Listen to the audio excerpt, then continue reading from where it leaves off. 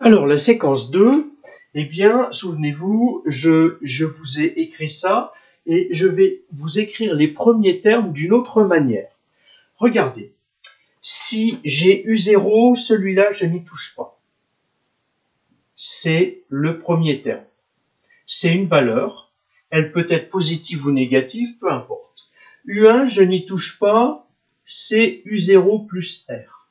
Mais U2, c'est U1 plus R, je n'ai fait que réécrire ce que j'ai mis là. Mais regardez bien, U1 ici, il est là, et c'est en fait cette expression. Et donc, l'idée qu'on peut avoir, c'est de dire que U2, je peux l'écrire comme étant U0 plus R. Donc, j'ai encadré ce que j'ai réécrit, et je rajoute R, cette valeur-là. Alors maintenant, si je ne travaille que avec cette dernière ligne, d'accord, U2, qu'est-ce que je vais pouvoir faire? Je vais pouvoir dire que c'est U0 plus 2R. D'accord? De la même manière, je vais vous laisser travailler pour l'instant. Je vais m'arrêter un petit peu. Je vais vous écrire U3 et je vous demande d'écrire U3 en fonction de U0. Alors si vous voulez au départ, vous écrivez U3 c'est U2 plus R, d'accord? Mais U2 est écrit de deux manières, bien entendu, c'est en fonction de U0 que je vais vouloir faire. Je vous laisse 15 secondes.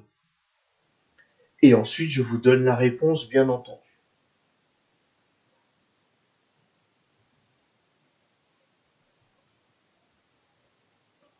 Bien, si je remplace U2 par ce qu'on a écrit précédemment, j'ai bien U0 plus 2R, d'accord? Et plus R, la raison que j'ai là, c'est celle que j'ai là, je suis avec U3. Eh bien, si je réécris maintenant U3 comme j'ai réécrit U2 en fonction de U0, j'ai 2R, 2 rayons plus 1 rayon, ça me fait 3 rayons. Donc en fait, si je veux écrire U indice N, c'est U0 plus N fois R. Alors ça, c'est pour le terme général, aucun intérêt pour vous.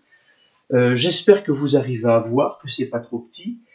Et puis vous voyez que si je veux écrire U 2020, je vous laisse le faire, ça sonne, donc j'arrête.